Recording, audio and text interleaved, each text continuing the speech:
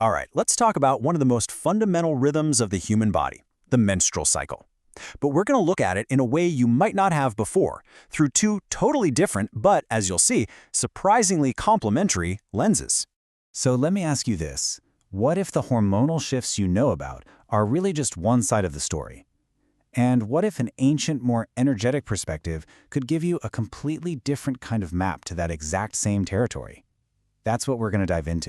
So on one side, you've got modern biomedicine. It's a world of hormones, follicles, and really precise chemical signals. And on the other side, you have traditional Chinese medicine, or TCM, which speaks a totally different language, a language of energy, of essence, and the flow of yin and yang.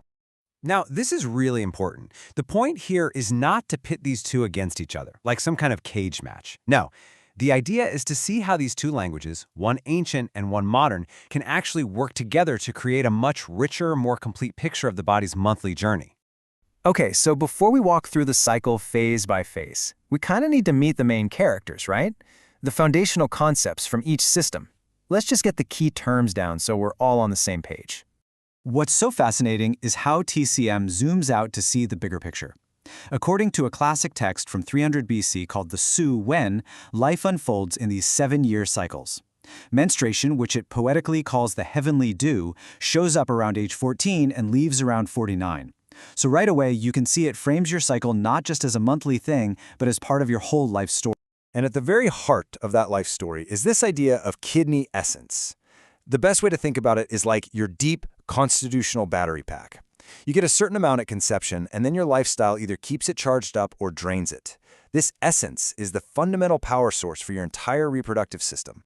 So as we go through this cycle, we're going to be talking about the TCM concepts you see on the left. Qi, that's your vital energy. Blood, which is way more than just, well, blood. It's deep nourishment. Yin, the cooling, building energy. And Yang, the warming, active energy. And we'll see how those line up with the biomedical players you might know better. Hormones, the endometrium, the follicle, and the corpus luteum. This is such a great way to understand the relationship between two of those key TCM ideas. This classic saying basically means that energy, your qi, is what moves your blood, but your blood, your physical substance, is what nourishes and creates that energy in the first place. They totally depend on each other. You literally can't have one without the other. So where does this super important blood come from? Well, in TCM, the spleen organ system is pictured as this metaphorical cauldron. It takes all the food and drink you consume and, with the fire of your metabolism, it transforms it into the qi and blood that fuel your entire body and your cycle. Okay, with our key players introduced, let's start the journey. The cycle officially kicks off on day 1, which is the first day of full menstrual flow. From a biomedical view, this is a pretty straightforward chemical process. At the very end of the last cycle, assuming no pregnancy happened, the levels of two key hormones, estrogen and progesterone, just plummet. That sudden drop is the direct signal for the uterine lining to break down and shed. Simple as that. And just to ground this in reality, a normal, healthy period is about 1 to 6 tablespoons of fluid. A regular tampon holds about 5 milliliters, so we're not talking about a huge amount, even though I know it can definitely feel like a lot more sometimes. Now let's switch lenses. In TCM, they're not so focused on the exact milliliters. They're looking at the quality of the experience. A healthy period is one that flows freely for about 4 to 5 days, and it does so without a lot of pain or clotting. The amount and color look normal. It's all about smooth, unobstructed movement. So once the period is over, the body gets right back to work. We enter the follicular phase, and this part is all about nourishing, building, and preparing for a potential pregnancy. So scientifically, this whole phase gets kicked off by a hormone called FSH. That's follicle-stimulating hormone. And it does exactly what its name says. It tells the ovaries to start growing several little egg sacs, or follicles. As one of those follicles starts to take the lead, it begins pumping out estrogen. And it's that rising estrogen that rebuilds and thickens the uterine lining. And what's the TCM parallel? Well, this is the ultimate yin phase of the cycle. Yin is all about the cool, moist, nourishing, substance-building energies in the body.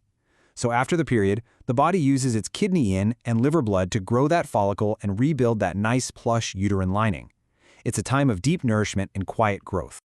And now we arrive at the main event, the dramatic midpoint of the entire cycle, ovulation. This is the moment everything has been building towards.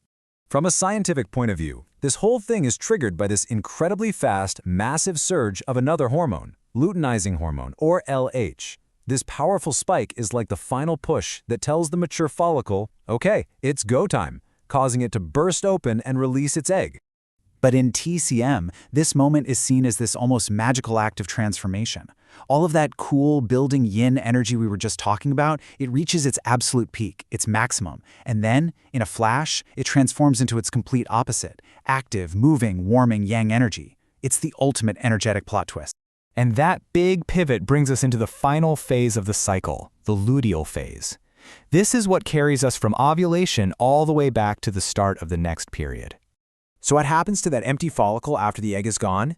It morphs into a little structure called the corpus luteum, and its one job is to produce progesterone. Progesterone is the hormone that keeps the uterine lining stable and ready. But here's the catch. The corpus luteum is on a timer. It only lasts about 14 days. If a pregnancy signal doesn't show up, it just breaks down, progesterone levels fall, and that drop is what triggers our next period. And the TCM parallel? This is now the yang phase. Remember that big energetic flip at ovulation?